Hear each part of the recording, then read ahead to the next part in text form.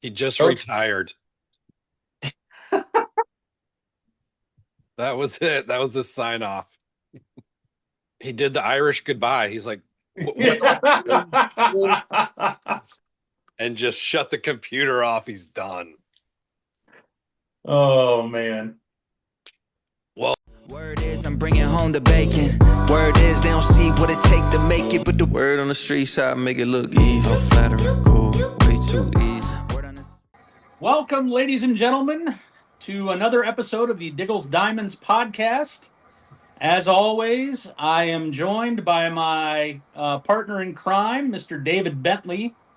good evening, and thanks for joining us on Easter Sunday. Indeed, indeed. I almost thought about live streaming this just to see if how many people we could get that were sitting at home and about ready to, you know, go insane because the kids were all sugared up or had Oh dealt enough man, with family. the egg hunt has been sort of chronic throughout the day. They found them all, and then they went and hit them again, and find them again, and yeah, it's been a day. So my 5-year-old niece cleaned up the entire yard of eggs. The other two, the 2-year-old twins, wanted nothing to do with egg hunts. Like their aunts had to do more plucking than they did. But Yeah, you my got to come niece, of age for the egg hunt. You got to be yeah, ready. amen, amen. Well, we are joined today. We have three guests. Uh, Joining us will be Chase Lockwood, right-handed pitcher from Libertyville, who's headed to Illinois State. Jackson Ahrens, a shortstop from East Peoria, who will be headed to Kirkwood Community College, unless some D1 gets smart and scoops him up before he heads to Kirkwood. Um, and then we are very fortunate today to have on one of the best coaches to ever do it in the Illinois High School Association and just in the state of Illinois in general. And that is Harrisburg head coach Jay Thompson.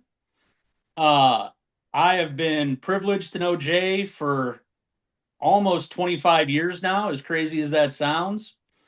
Um, he has 952 wins officially, so that moved him past Dave Swicegood, formerly the Augusta Southeastern / Camp Point Central coach, into second place all time behind Mike Napoleon, who has 1,000. So 48 wins, 49 wins to go to top Coach Knapp there. Um, I think I saw of the 1,086 wins Harrisburg has in its program history, Jay has 952 of them, which I'm not a math guy, but that percentage seems pretty crazy.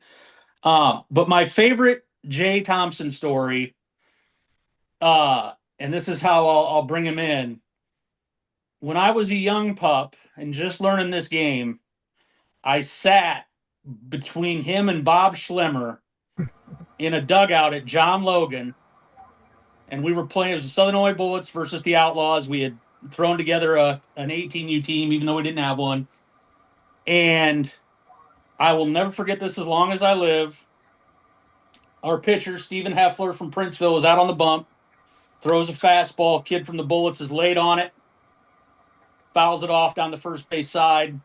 Jay looks at Sean Schaefer, who is sitting next to him, also from Princeville, and says, "Son, you want to move either 2 feet to your left or 10 feet to your right, because the next one's coming in here." And I swear on all that is holy on this sacred day that the very next pitch hit right where Sean Schaefer was sitting.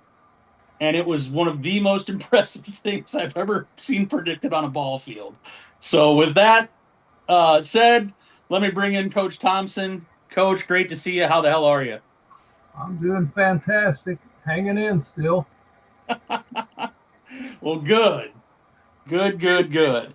Hey, can I congratulate those two boys? I don't know these Abs- kids, but boys, we're very proud of you. You guys, Illinois baseball is fantastic, and it's always heartwarming to hear kids throughout the state that have a chance to go on and pursue their baseball careers. And so, keep banging, man. You guys, you got a lot of good things ahead of you. Thank you. Yeah, thank you, Coach. let me blow your mind a little bit with this one, Coach, because I don't know if you'll hang around afterwards once we get to the Aaron's kid, but the shortstop from East Peoria, where I teach, He hit for the cycle twice in back-to-back games. Damn, that's impossible. And just missed the third one. Finished their trip to Georgia 15 for 16. Well, dang. I don't even know what to say about that. Yeah. That sounds like player of the week to me. Yeah, absolutely. Well, you know what? I was looking. So he fell one short of the record for most consecutive hits, which was held by a Dunlap kid, Ben Hopkins. But somewhere in that streak, he passed one of your guys, Jack Ford, Yeah. who had 11 straight hits. We had a kid. He did. And the kid, it's kind of a funny story because he wasn't hitting a lick, and all of a sudden he just went white hot and couldn't make an out. And so congratulations. I think I may have seen him play. I think East Peoria played on a field adjacent to us down in Edwardsville. I could be wrong. Okay. And I got to watch a little bit of their game. Like I said, I could be way off here, but Yeah. it seems like it was East Peoria.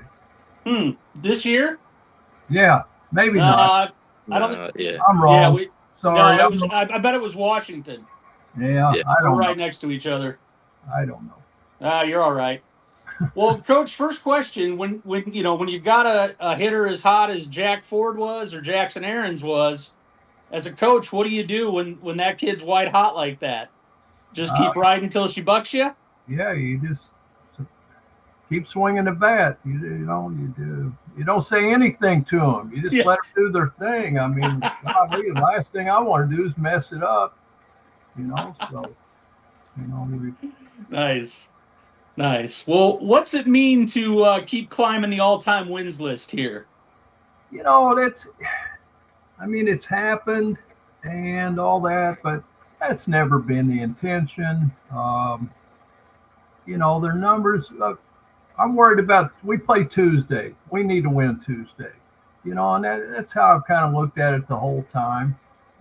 I've been very fortunate. I've been very healthy, and I think this is my 37th year as head coach. So, that's a long time, and we've been fortunate. We're one of the great baseball communities in Illinois. Agreed. We just have kid after kid after kid that can really play. I want to sneak down there and try to steal Ian Crabb from you. Yeah, he's been good for us so far. He's a junior pitcher, throws pretty good, getting better. Good. His older brother was a star for us. Kind of a weird story. We got beat in the super sectional. I must have been in 19, and we had all juniors and sophomores.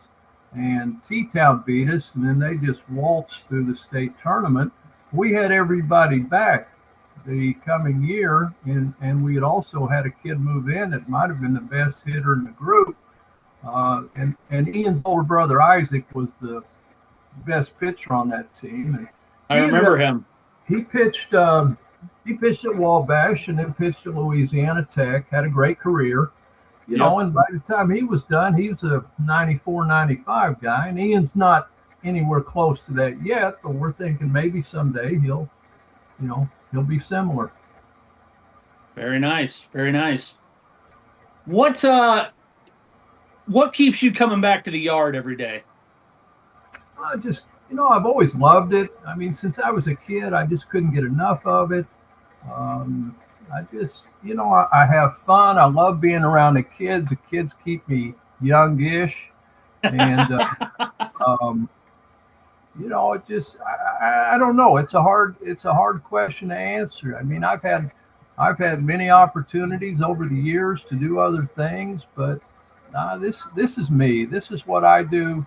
I've enjoyed it. I love baseball and I love hunting, and they're not at the same time of the year, so I have a great life. I'm either at the ballpark or I'm out with my dogs hunting. And there's plenty of that down there for sure. Mr. Bentley, you got anything for Coach? I do. Coach, what's something that you hope that your players, your former players, take with them after they leave that you help teach them and instill in them that they'll remember? What's like a motto or something that you really have tried to harp on your players? Oh gosh, there are a lot of things. I mean, we I want them to be good people. I really want them to be good dads. That's very important to me. We really push academics here. We have made the IHSA All Academic Team every year since they've had it. Typical year for us, our team GPA is probably 3.7, 3.8. And I want those kids to move on. I think toughness and the willingness to fight. I mean, we really instill that in our guys. Just toughness, toughness, toughness, attention to detail, and I'm very proud. We have a lot of kids that are extremely successful adults. So, that's there are probably some other things, but we No, we go ahead, Coach. oh you know we we really try to make it. It sounds corny, but kind of a family thing. We encourage our younger kids, our middle school kids, and even kids younger than that, to come out to the field and participate as they can. We have a ton of little kids that show up every day for the game, and they're wearing a bulldog uniform.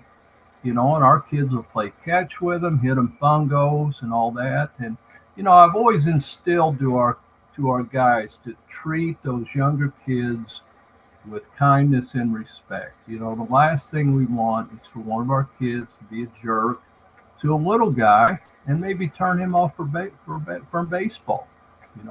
I want them to want to be a Harrisburg Bulldog, and we've done a good job with that. I can vouch for that all day, all darn day. Coach, you made mention of had opportunities to do other things, and you've stepped down once or twice before and turned things over to Joe.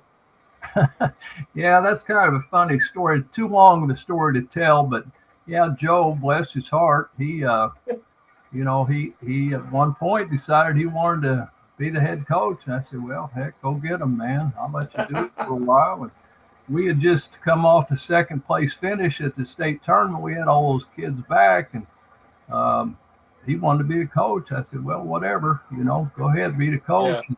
And he let him. We won the state tournament the next year. So, and I did that.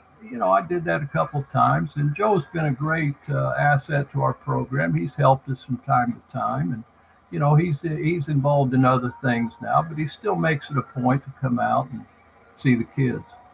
Nice. Well, I was going in the direction of how much longer do you think you plan on doing this? Well, the plan is that this year and next year, I mean, that'll be enough. And I said, that's the plan. Okay.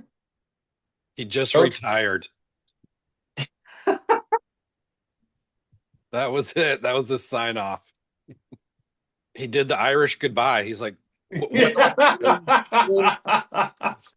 and just shut the computer off. He's done. Oh man. Well, yeah, no worries, Jay. If your computer's messed up, don't fight it. We've got the boys here. We can move on. I appreciate the hell out of you coming on, and I'll follow up. Well, I'll give you a call this week. Shall we move on with Chase? Yeah, let's go ahead and move on with Chase. Chase, thanks for coming on. We've known about you for a while because Mr. Diggle here teaches your soon-to-be teammate RJ Dungeon at East Peoria. I got a couple questions, but first wanted to highlight your performance against one of your rivals up there in the north, McHenry. And it's still pretty early in the season, but you went 7 strong for a complete game shutout with 6 Ks. You must have been working up throughout the winter to be able to get to that point this early in the season. Is there something in your training that allowed you to go that deep in a game this early in the season? Yeah, so kind of what I contribute to that is just the weightlifting and like our throwing program through I play Slammers Baseball Academy during the summer, and so I train there all off season. And the guys there are great, and they get us ready for the season and stuff. And the also like in season lifting keeps me strong and just recover my body. And it's kind of funny about that the 7 innings is they know by last year. And I was telling my pitching coach, I was like, Coach, I'm not coming out of this game. Like, I don't care if it takes me 105 pitches. I don't even know how many I was at that point. But I'm like, Coach, I'm not. You are not taking me out of this game. And so I was kind of just going to put my body on the line, and I felt great. So it ended up working out. But Yeah, I mean, to be on it against McHenry, their top three hitters, their whole team is good, but especially those first three, that is tough to navigate. Did you pitch against them before and kind of have a game plan against, Carver Cone and Caden and those boys? I didn't. But we played them in the state championship last year. So I was a little familiar with them. And but our catcher this year, Ryan Wilberding, he kind of just knows all that stuff. Like he knows a bunch of guys throughout the state. So, and I don't call my own pitches. He calls them for me, and I just whatever he calls, I throw. So I kind of just stick with that attack, and I'm just going to throw my pitch where he calls it. So that's kind of a game plan for that. Always helps when your catcher is on top of it. It's easier to Hmm. just nod and say thank you. I couldn't be more Uh, grateful for it, to be honest. Absolutely. You've got two older brothers, and correct me if I'm wrong, they are playing together at Valpo this season, correct? Yes, they are. So is your oldest brother, did he have a redshirt year? Because I think he's like a 21 grad, right? Yeah, so he tore his UCL his sophomore Okay. year and then got a medical red shirt for that year. So now this is his fifth year. This is his last year of eligibility. That's awesome. They get to play together, which leads me to my next question. What have either of them or both of them passed on to you as far as tips, advice, because they kind of paved the way for your family in baseball, and their knowledge has to be second to none for a little brother like yourself. Like, what are some things that they warned you about, or tips that you thought were really important in your baseball journey? Yeah, so I mean, I couldn't be more grateful for that either. But they kind of just told me just stay the course. Like it's gonna, whatever schools come your way, it's gonna happen. But just trust in yourself and trust like your training in the game, and just don't get too over your heels with it. Don't be like, I'm way better than this. I'm whatever. I don't think I'm good enough. Kind of just stay the course, and whatever happens, happens. And then just play with confidence and know who you are, and it'll all work itself out. That's great stuff. What do you got for him, Diggle? Chase, what factored into your decision to go to ISU? Obviously familiar with the Valley because your brothers are at Valpo, but what made ISU the number one choice? Well, for my first visit, it felt like home. I love the coaching staff there. I love what Coach Holmes doing, what Coach Gavin's doing with the pitching staff. It just felt everything about it felt perfect for me. And so I was like, this is the decision I'm going to make. And it just felt like it feels like the right one. And I'm super excited to call that place my home for the next 4 years. That's a Very hell of cool. a recruiting class that Coach Holm got with you and Duncan and Caden Shotzik. I mean, that's just naming a couple too. We've talked about your recruiting class in previous episode, and Diggle kind of went deeper into some of the other names, but it just feels like just a really strong class, even compared to last year, which was a good class. Yeah, I'm super excited. All the guys are also, I mean, not only are they great baseball players, but they're great guys. Like on my official visit when I met all of them for the first time, it was the greatest experience I could ask for. I There heard was no, you all really hit it off that weekend. oh yeah, it was nobody there was like, I'm better than you, I'm better than the rest of you. Nobody was selfish. It was great. I'm super pumped. Very nice. Very nice. Mr. Bentley, Yeah, what else you got for him? that's all I got. What else you got, Diggs? Chase, obviously we covered the entire state. Um, Take us through what it's like to play up there you get down here into Central Illinois. Like, don't get me wrong. On Monday, tomorrow, Limestone's got to go through RJ Dunction. Mhm. But maybe you get to Wednesday and it's a junior that probably pretty good, throws 84, 85, but is not RJ Dunction or you or whoever. What's it like? How would you describe it to the person from Central Illinois, Southern Illinois? What it's like to face those lineups up in the suburbs where, hey, this kid's going to LSU, that kid's going to TCU, this kid's going to Illinois, that kid's going to Illinois State. Like, what is that as players? How do you guys approach that? It can definitely be tough. I'll say that. Like on Saturday, we had to face Brady Cunningham down at Brother Rice, who's going to Texas A&M. It can be tough, but you kind of just got to be like, this is our group of guys. We're going to compete the best we can, and whatever happens, happens. Just play as one, and it's kind of how it's worked. Especially last year for us, it's how it worked, and we had a lot of success with it. So I've been kind of telling our guys like, this is how it's going to be done. This is what we got to do. Like tomorrow, we play Stevenson, who has two UIC commits, and Frank Mm-hmm. Hospital and Ryan Harris. So they're a good lineup, and Yep. they got two really good arms. So it'll be fun to play against them, and it's always fun to play against competition like that. You can't ask for anything better than that. So Are you Very nice. throwing on Tuesday, Chase? throwing Monday. I'm throwing Monday? tomorrow. Yeah, Okay. I may try to make that one. perfect. Liberty Bowl had been done to go back to the state title game. Oh, of course we do. Of course we do. Good answer. Good answer. Oh, that's awesome, man. What did that do for your confidence, Chase, to win a title like that? As your junior year, do you feel like it's taken any pressure off you just in baseball in general?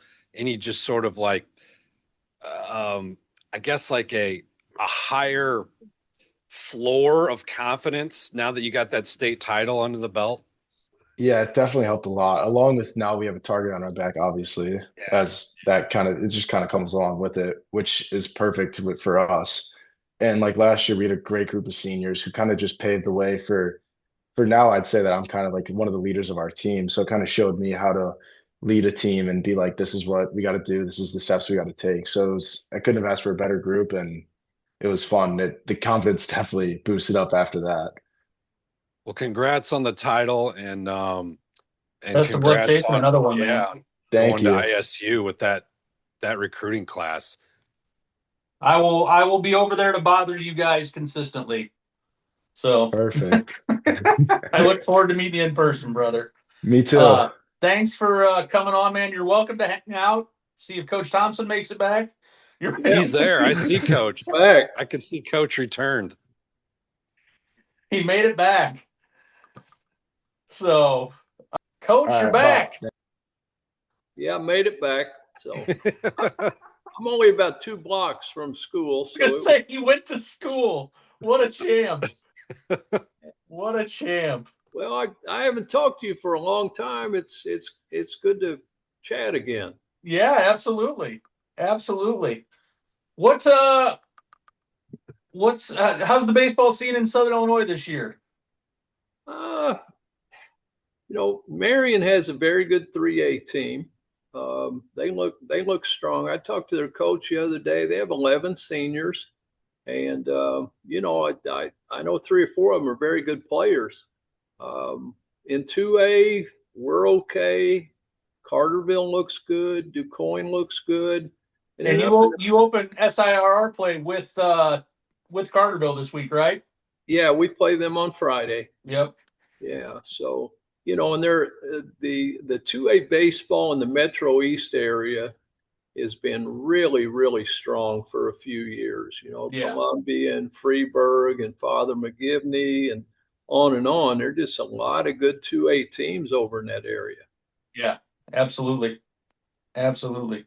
It's really interesting to watch like Father McGivney, I kind of get it. Like everybody wants to go there, so you naturally end up with kids filtering in. But Columbia and Freeburg, man, that's like Harrisburg. Like there's just kids in the pipeline that want to be Eagles and want to be midgets. So That's how it seems. We played Columbia earlier in the year, and man, they had a couple of really good players, and they're very, very good. You know, we played them and Effingham St. Anthony on the same day, and so we saw two good quality opponents in a short stretch. Yeah, well, and you've never been afraid to schedule uh, the top end teams either, so that's not surprising. Who'd you see from St. Anthony? They throw that lefty they have. Coach, I Charlie can't tell. Spohr. I I can't tell you. I mean, he was pretty good. I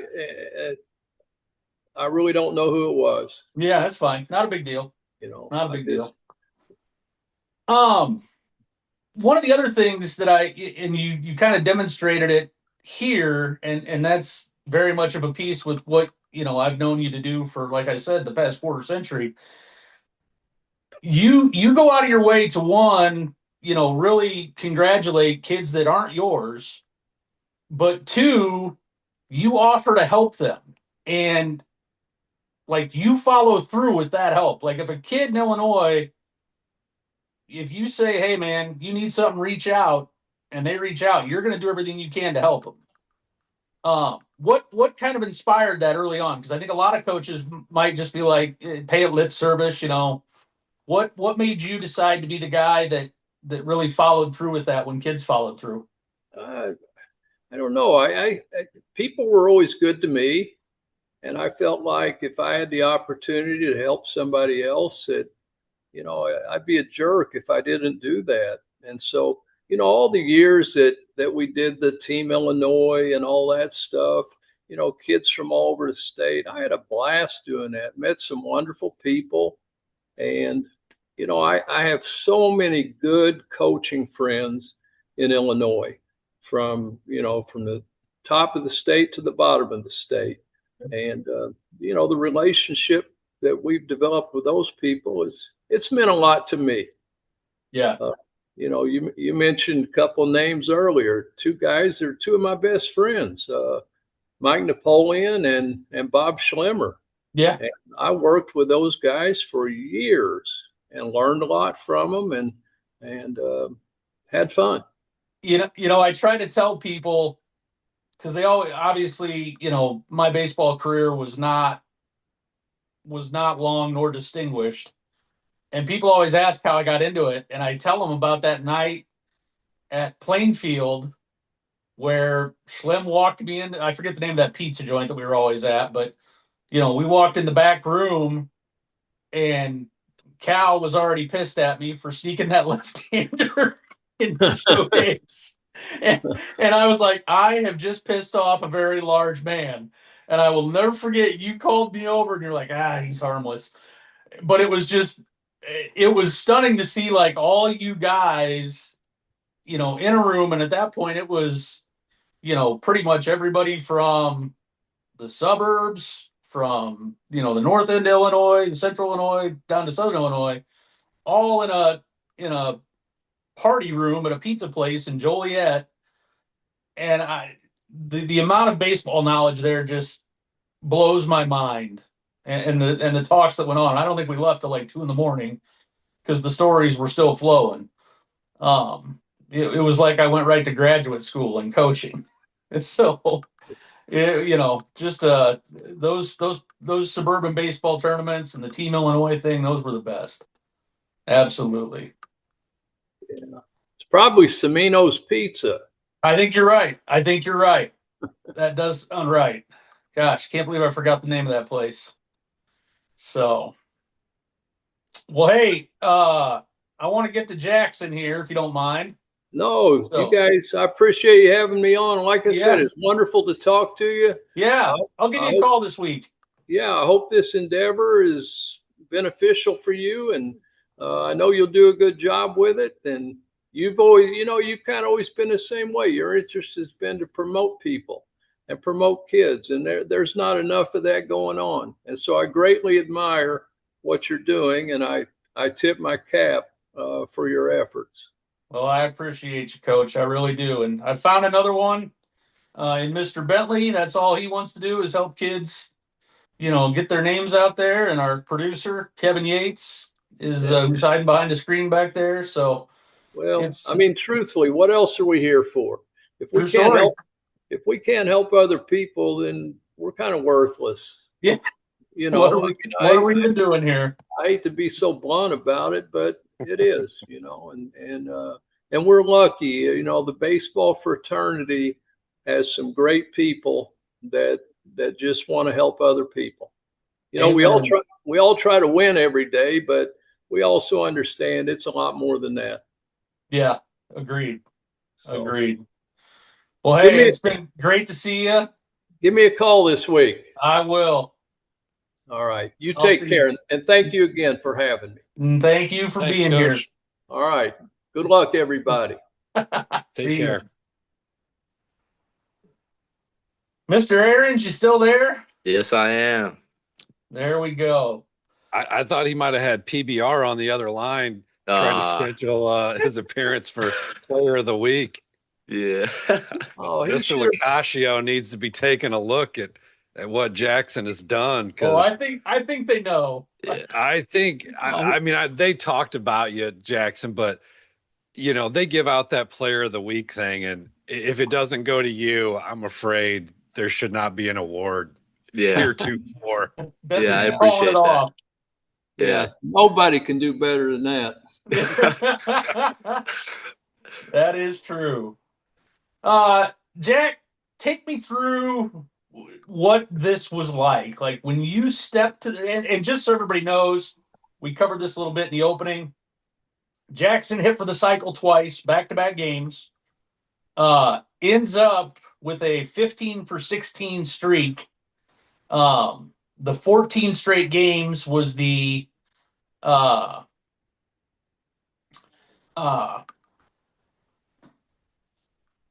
14 straight game or 14 straight hits was good for, I believe, second in state history. Um, what was it like going to the plate in the midst of that, man? Yeah. So I mean, the whole time I was talking to Coach Plummer, and like I knew what was going on, obviously, and it's hard not to think about. But Coach Plummer's just like, don't change anything, man. Keep doing what you're doing. And I was going up there with the most confidence I've probably ever had in my life, and whatever they were throwing at me, I was hitting it. So I mean, that's pretty much all there was to it. It was a lot of fun, obviously, and I've had people asking me like, was it like a no hitter or whatever? Like, were people not talking to you or whatever? But the whole time, like people were talking to me. It was really fun to see. Like my whole team was excited for me, so that was the best part of it. Very nice. And lest anyone think that he was, facing the Sisters of the Poor or something, the first young man that you see here, in those first shots, that was Richwood's ace, Jarrett Quinn, who's headed to ICC. And then you kept it hot going down to Georgia, man. Yeah, Um, what, did it, did it ever get to a pressure point where you were just like, man, I got to keep hitting? Or was it just, hey, come what will, it's baseball, this thing's going to come to an end? yeah. I mean, I was the whole time. Like my dad was saying stuff to me. He's like, "This is insane. This is insane." I was trying to keep my emotions down a little bit, like playing it off, like it's cool, it's all right. But I mean, just because that's how it is with baseball, you can't get too high, can't get too low. So I mean, I knew at some point, it's going to come to an end. It's baseball. You're going to go 0 for 5 and you're going to go 5 for 5. It's going to happen. So, I mean, I was just enjoying it while it lasted, and it was a lot of fun. Very nice. Mr. Bentley, what do you got for Mr. Aaron's? Yeah, I mean, we could talk about your last 10 days or so the whole time, but Yeah. I want to get to your recruiting experience. What can you tell us about, your experience with the recruiting and how you decided to go play for Coach Rima at Kirkwood? Yeah, so I actually I mean, I think Coach or Mr. Diggle knows this pretty well. Like, I was a basketball player. I wanted to play basketball in college, and I was pretty firm on it. Like telling Coach Plummer, like I would say sophomore, junior year, I was going to AAU tournaments and kind of putting baseball as my secondary sport a little bit, which I really regret now. But that I bet Diggle knew the whole time that baseball was my thing. But anyway, Well, he was it telling me. seemed wrong to say, hey, 6'2" white kids don't go play at Illinois. Yeah, But, yeah. whatever. Yeah, but still, yeah. So then last summer I was like, hey, like baseball's my thing. I'm really gonna lock in on this. So I was sending emails after every weekend, just trying to get recruited by everyone. And I ended up getting out there a little bit, but Kirkwood actually, I never even looked into them. So I'm trying to remember, they saw me at a tournament and really liked what they saw. So actually, their hitting coach, Coach Laritson, got me out there, and it was immediately I was like, this is just different. Like this place feels different. Coach Remo was great. Just the environment, like they had the right values. Everything about them felt right. So even like that was pretty early in the summer. I went on that visit. So I went on quite a few visits after that, and every single one, like no knocks at any coach or anything. They were all great visits, but none of them felt the same or as good of a vibe, I would say, as Kirkwood. So I mean that kind of helped me just saying that, and then like my relationship with Coach Ream, like he was reaching out to me all summer, like seeing how I was doing. So I mean that was great, and it made my decision pretty easy. Was that tournament that you were seen by their staff at, was that in Iowa? I'm pretty sure. I think it was at Marion. Yeah, I was Yeah. going to say that or Kansas City. yeah, it was one of those two. It might have actually been Kansas City. I think that was what it was. Okay. Yeah, Yeah, I yeah, mean Kirkwood's become, Diggle knows them better than I do, but they're almost like a feeder to University of Iowa. yeah, I mean, it's like a third of Iowa's roster was former Kirkwood guys. Well, they're about 10 minutes down the road, so it doesn't hurt. yeah, Yes, they are. yeah, That's the way it should be done. If you're a D1 coach and you've got a JUCO in your backyard, you're not hitting that JUCO hard. Vice versa, if you're a JUCO and you've got a D1 in your backyard and you're not hitting it hard, you're doing it wrong. yeah. You just are. Um, Jack, take us through a little bit more of that decision because I mean, you literally what? You're going to end up with varsity letters in 5 sports? Yeah, Is that right? five sports. Yeah. Because you did golf, basketball, baseball, football. What's the 5th one? Let's see. Maybe it is only 4. Track? Maybe it's no. It is 4. 4. You're right. I thought 4, I did okay. track. I did track in junior high. Yeah. Okay. But Yeah. anyway, I mean, this is. I remember telling this kid, or not telling this kid, but a long time ago, another really good kid from the area. His coach said, "Hey, look, if you put, it doesn't matter if it's a croquet set, putting, or a putter, or highlight, whatever. This kid's gonna figure it out." And I feel like that's you. What ultimately made uh, the decision to switch to baseball kind of come together for you? Yeah. So, I mean, I obviously enjoyed basketball a lot, and football was kind of a thing that Coach Durley got me into. So that wasn't really like my thing. That was more of just I'm going to go out here and give Coach Durley a shot and have some fun. And he was still an all-conference cornerback and receiver, so Yeah, it was fun. Yeah, it was fun. But But speed plays and everything. Yep. yeah. But yeah. So for baseball, I mean, it's what I grew up playing baseball. It's like my first sport, and I think for a little bit there when I was younger, I started realizing like I didn't really know how to battle failure early at a young age. So, and in baseball, you fail a lot. So, I think that was hard for me when I was, and maybe in junior high or even like freshman year. So I think battling that and realizing like, hey, like this is baseball. This is what I love to do. I think that was really big for me. And like, I think this is what I was meant to do, and this is what God has really put in my life. He's put made me a great baseball player, so I can go show off the talents He's given me. So I think for me, like I as much as I love basketball and I wanted to go play, I think baseball is what I was meant to do. Very nice. Very nice. Talk a little bit about coming from the family you come from, specifically your siblings, because you guys are all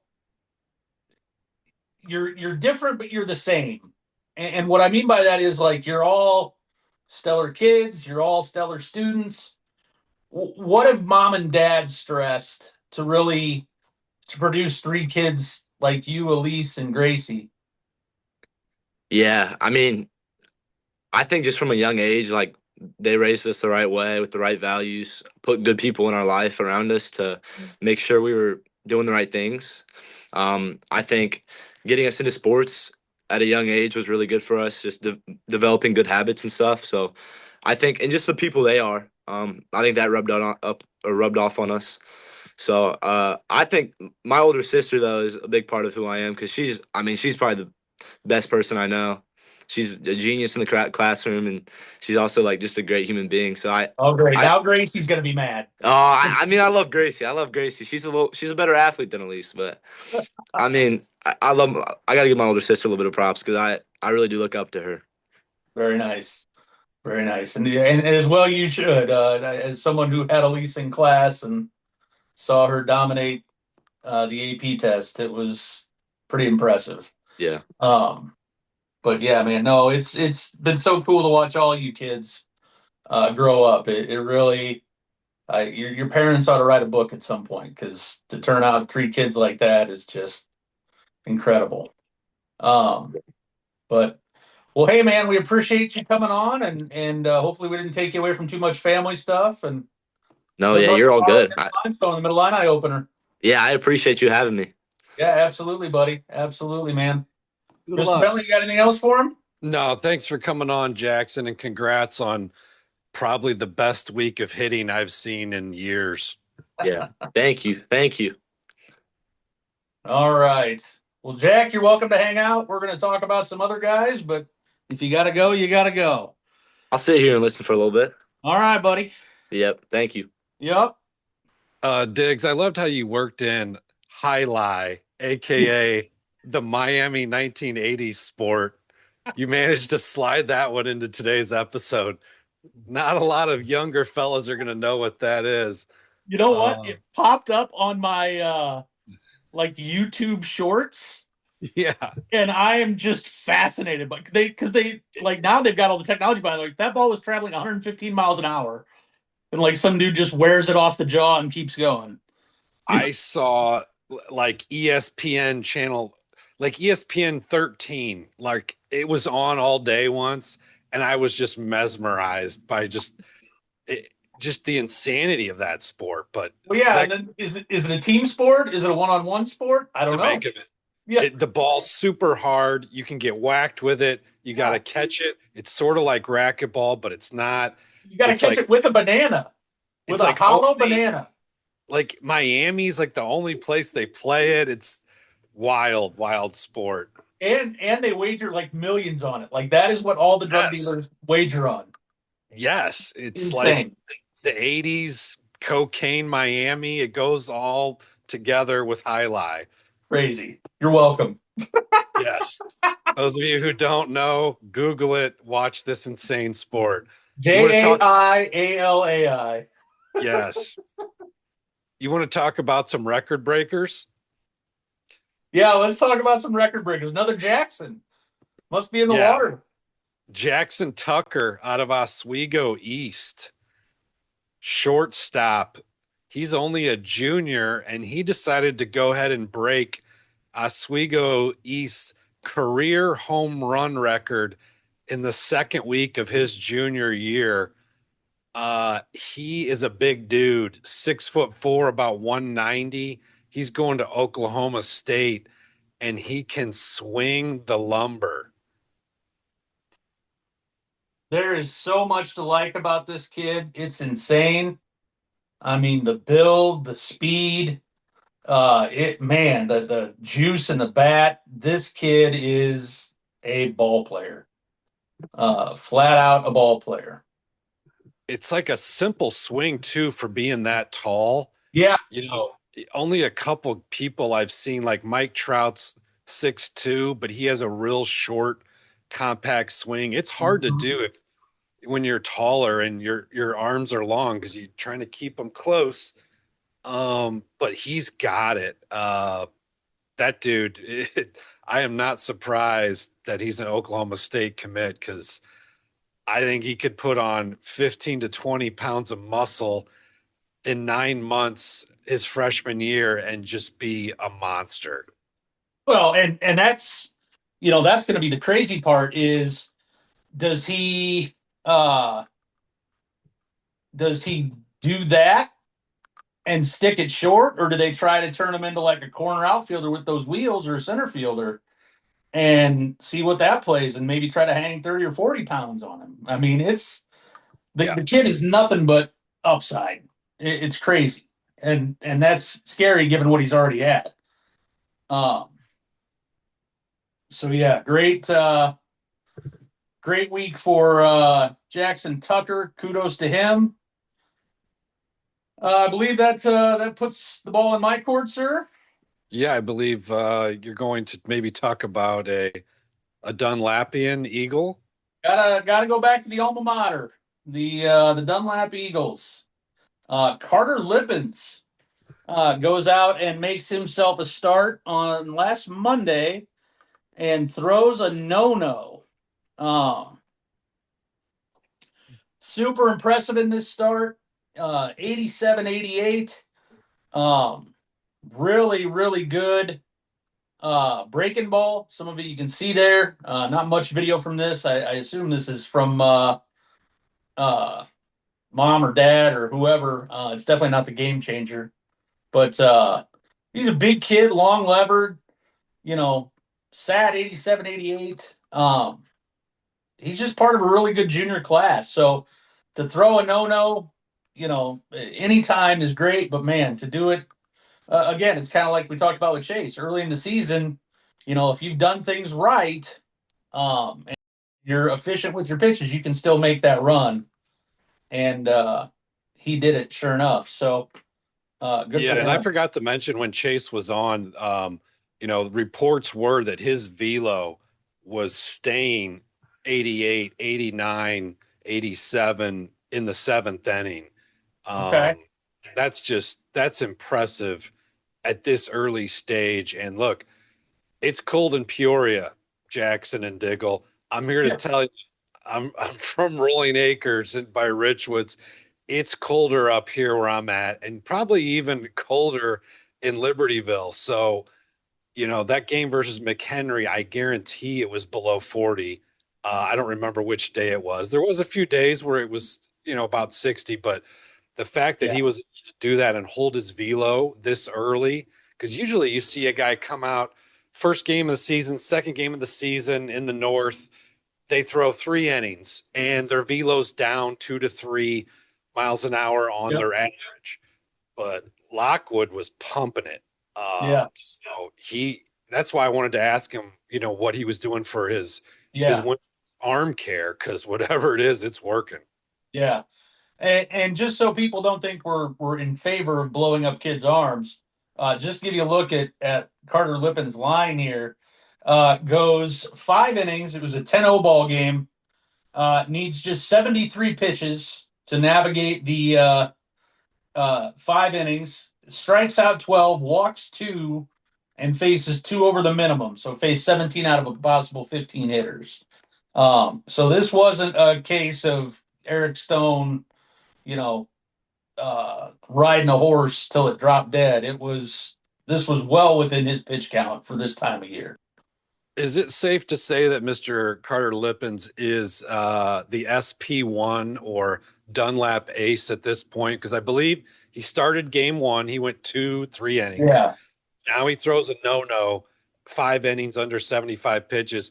Because to me, that was the one thing when we were talking about Dunlap, I'm like, they're loaded, but who is the Yeah. ace? Who's the big dog on the mound? And I think Carter might have just said, guys, I'll take that role. Yeah, I think you're probably right. I think the Mechanicu kid, it just fits better for him to be the number 2 because he's a two-way guy. But even him, I'll tell you the interesting part about Eli Mechanicu was his velocity ticked up out of the pen.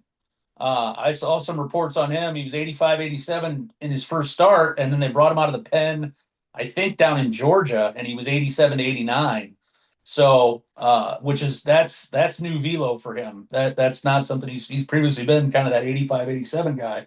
So to see him make that jump, but yeah, I think you're absolutely right. I think that's where he sits right now. Lippens is the number 1, Mechanicu's the number 2.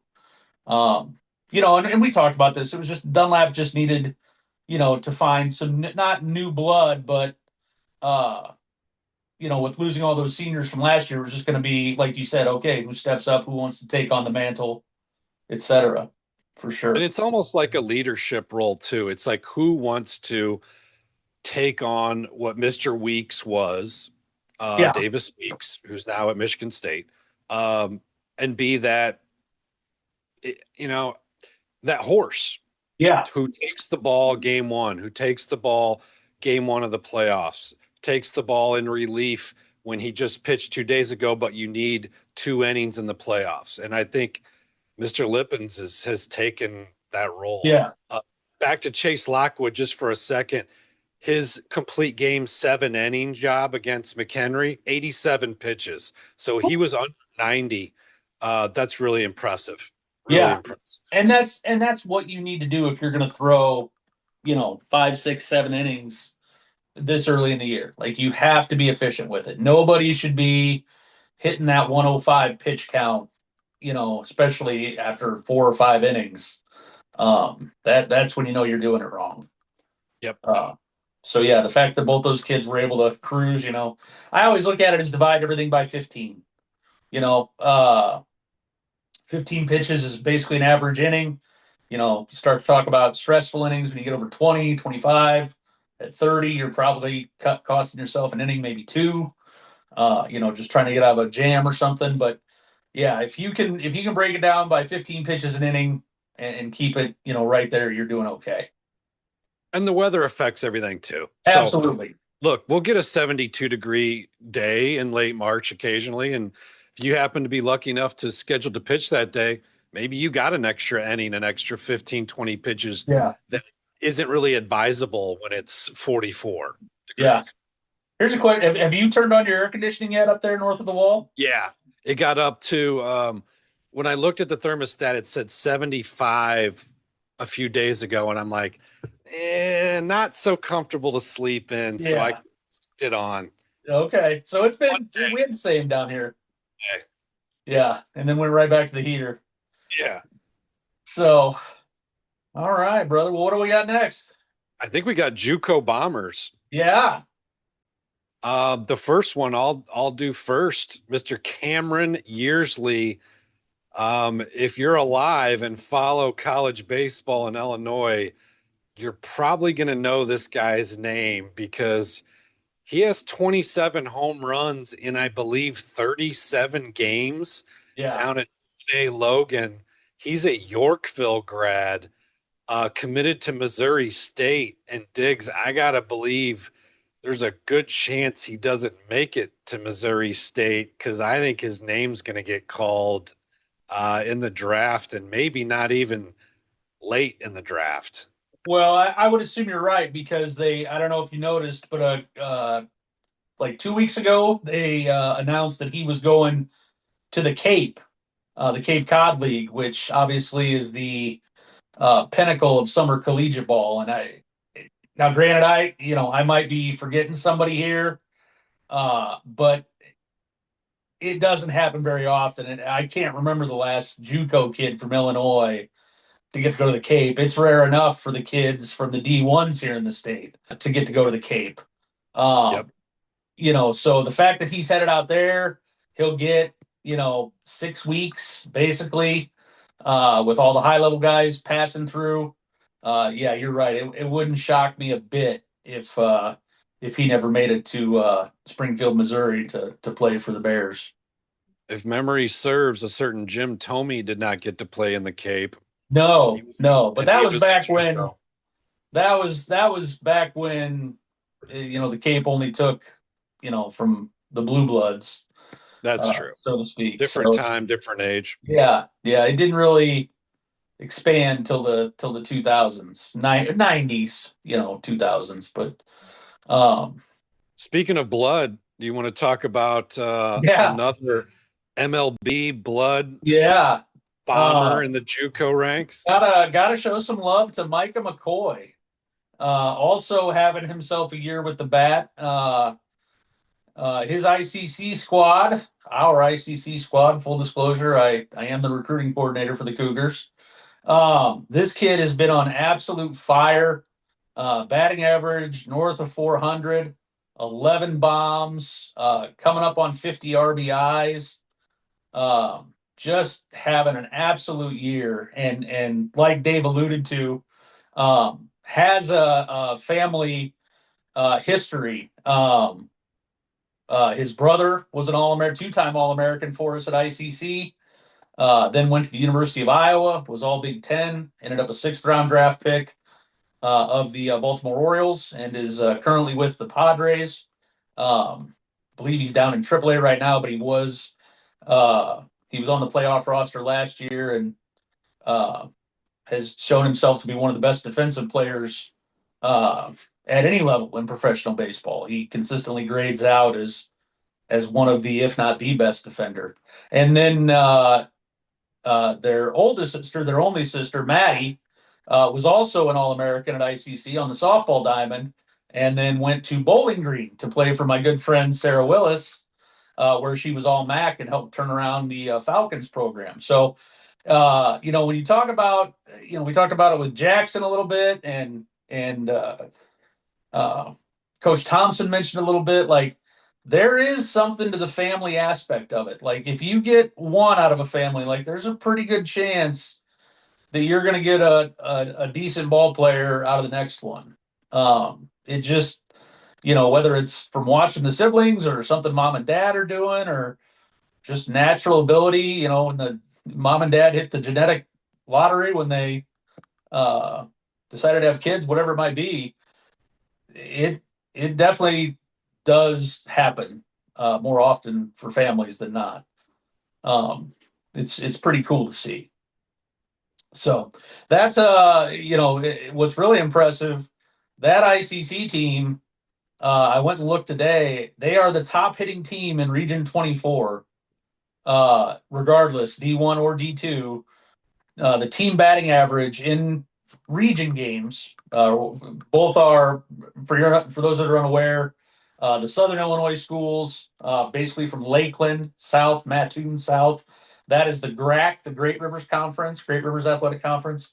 That's a D1 JUCO conference, so all those schools can pay for not only tuition but housing as well.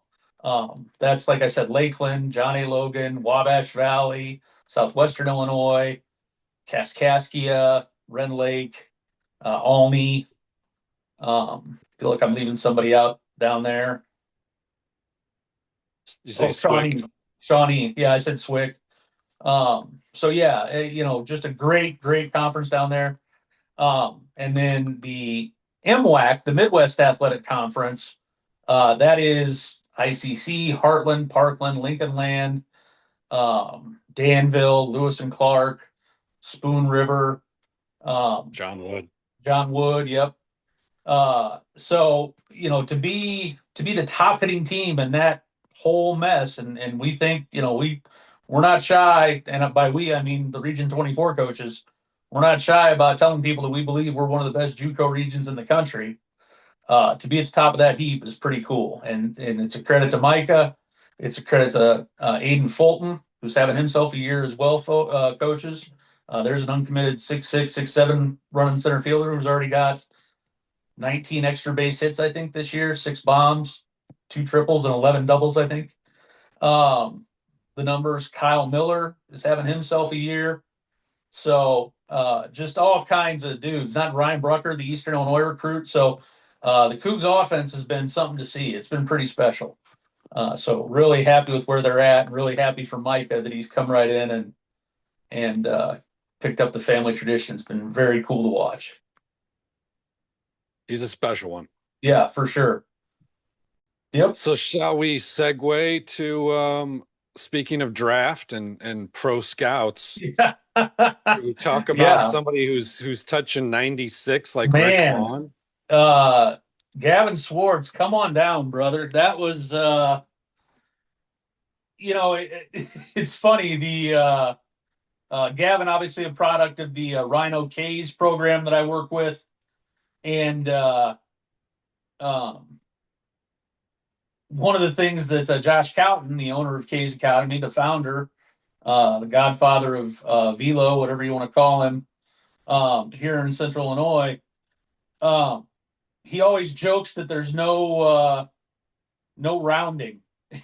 And so we got word that the 96 wasn't a 96, it was a 95.5. And Cowton said, nope, we're rounding it. No rounding it. And Then Adam McGinnis, the Heartland recruiting coordinator who oversees the uh, corn crib facility that Heartland uses, was like, there's a 30-mile-an-hour tailwind too. That's not 96. So his own trainers and coaches were wearing him out about it not being legit. Personally, I'm giving it to him. Yeah, Schwartz goes 3 1/3, 7 strikeouts, 2 walks, gives up 1 hit. The Ironmen end up getting the win over a very tough Yorkville squad, 4-2. But yeah, man, the you come out firing like that, that's pretty special. This early in the year, and that's yet another kid, from the area. That's let's see. We've talked about this like 3 episodes in a row. Yeah, I mean, you've got Caden Josh Jackson. Jones. You've got Josh Jones from Roll Community 93. Dungeon's been up to 94. Rhodes, Yep. Chase Rhodes, Rhodes from 94. Tremont has been 95, and now Gavin Schwartz at 96. Like, this is a special, special group of arms down here. It really is. I mean, we talked about, we thought it'd be cool if 2 names from Illinois high schools get called from the central Illinois area. Perhaps it's 3. Yeah, it's I know Calton, his phone has been blowing up with scouts, trying to figure out when guys are starting, prospective agents. I've been dealing with a lot of scouts in a lot higher volume than in most years. So it's people are very quickly figuring out that Central Illinois has got some ball players this year for sure. Special stuff. Yeah, absolutely. What else we got on the menu? Oh, let's see. My next thing says just bullshitters bullshitting. Well, that's what we do best. So, should we go to the Score Center? That's my version of Sports Center. I'll do a few highlights of scores north of the wall here. Hit me. To fill some airtime. Lockport hands the juggernaut Brother Rice an 8-3 defeat. Lockport is sneaky good, 2 strong pitchers, but they can also go deeper to 4. Sandburg High School out of Orland is 7-0, and they have not just played cupcakes. They beat Lamont, Downer South, Marist, Maine South. Our buddy Billy Kopp's team, Lincoln Way East, is 8-0 after returning from Memphis. As far as teams we would know that they beat Downers North, Yorkville, who we just talked about, Maine South again. And then Brother Rice turned around and beat Mr. Lockwood's squad, Libertyville, yesterday, 16-8. That game was about 7-7 in the 5th, and Libertyville brought in somebody who walked the bases loaded, and then I think Cunningham cleared most of it with a single, and it kind of blew open. But that was a real tight game, going late, and the weather was not real pretty there. And then St. Lawrence beat Homewood Flossmoor 4-1 up here.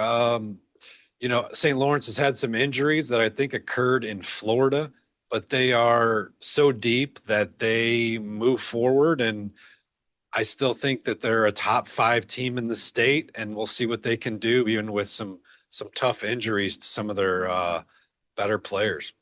Have we confirmed what we heard about our? No. Let's hold off announcing that.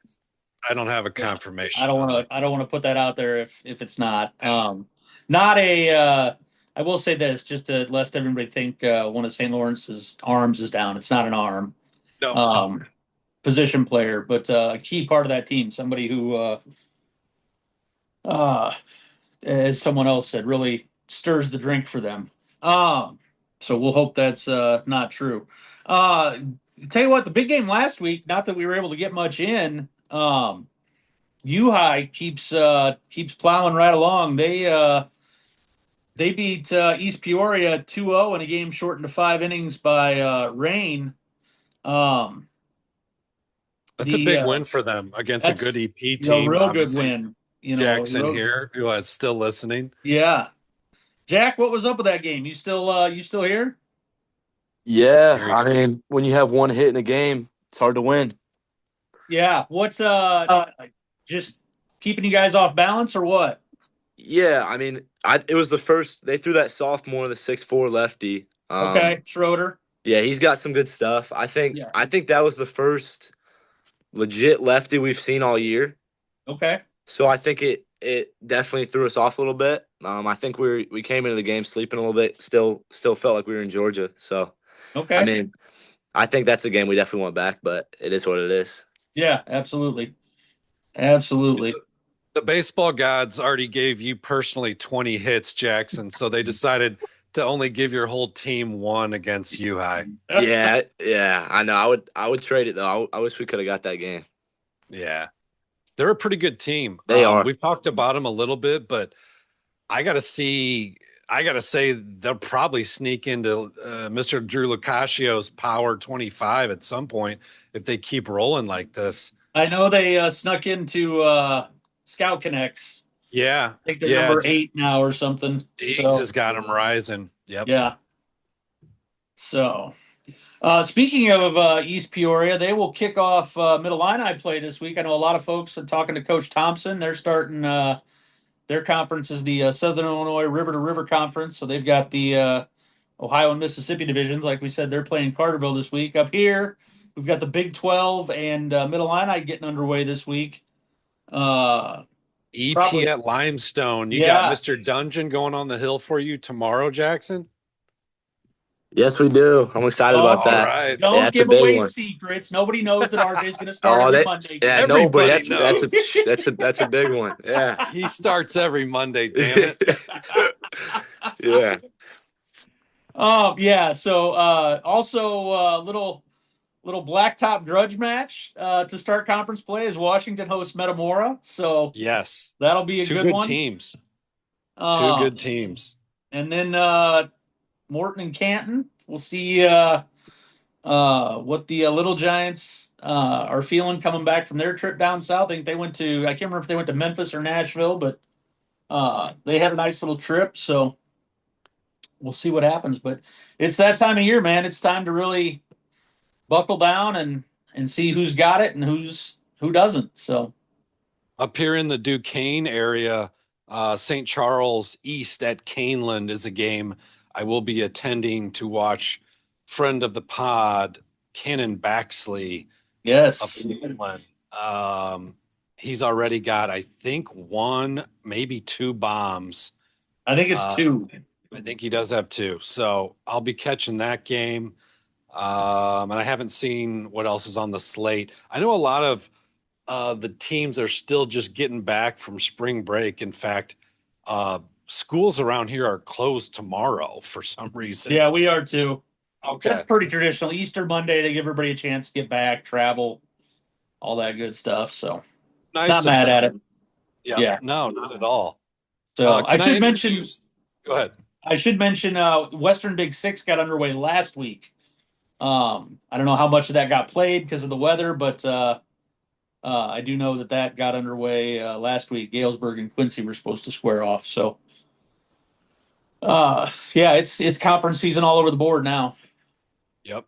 Oh, nice little speaking of a 2A ball, Eureka and Tremont square off tomorrow. That's the Heart of Illinois conference opener. I think Eureka knocked off Edwardsville. Did they really? Did I see that, or am I blacking out again? I think you might be blacked out. It happens. Yeah. Let's see. Eureka Hornets. Maybe it was Eureka, Missouri. That could very well be. Yeah, no, they did not play Edwardsville. They did play a hell of a ball game against Ottawa Marquette. Dropped only a 3-0 decision last Monday. So obviously Marquette, one of the more talented small school teams in the state, to go toe to toe with them. That's no joke at all. So I was not wrong, but I was wrong. On Friday, Edwardsville played Eureka Wildcats. Missouri, yeah. Missouri. So. Yep. There you go. Apologies for the faux pas. Thought that was Fox Pass. Oh, by the way, despite you not participating, I am going to do a new segment, Banger Baseball Name of the Week. I'm not going to do it every week because it's only going to occur when a name comes across my desk that I must repeat here for the show.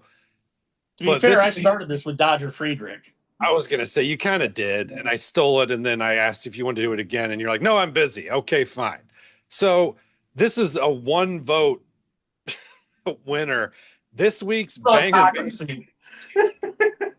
This week's banger baseball name of the week, which is the criteria is an awesome baseball name, goes to Bronx Hefner, third baseman out of Mount Vernon. You can't tell me that name is not a banger. You know what? I will raise you. This is off the top of my head. I 90% sure he is still a Farmington farmer, but Bronson Ashley is not a bad one Yes, he either. is. That is a great name, named Yeah. after Charles Bronson, I'm I can only sure. hope. And only he's a hope. good player. Yeah, He's a he very is. good player. Scrappy as hell. Yeah, absolutely. Well, folks, I believe that brings us to the end of our road. So we thank you for joining us as always. We thank our guest, Jay Thompson, the Harrisburg head coach. Wish him nothing but the best. We thank Chase Lockwood from Libertyville for joining us and Jackson Aarons from East Peoria for joining us. We've had some folks reach out and ask when their turns are going to be on the podcast. Do something cool. I mean, that's really all there is to it. Do something cool. So, Yeah.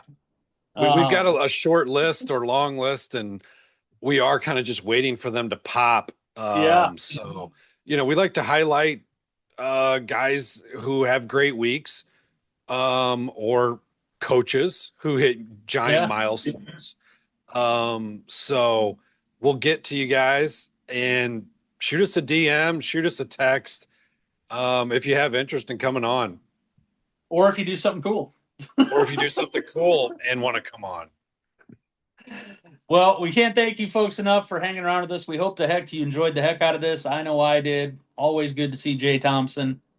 And always great to be able to highlight kids like Chase and Jackson. So we thank you for joining us, and we will see you all again next week.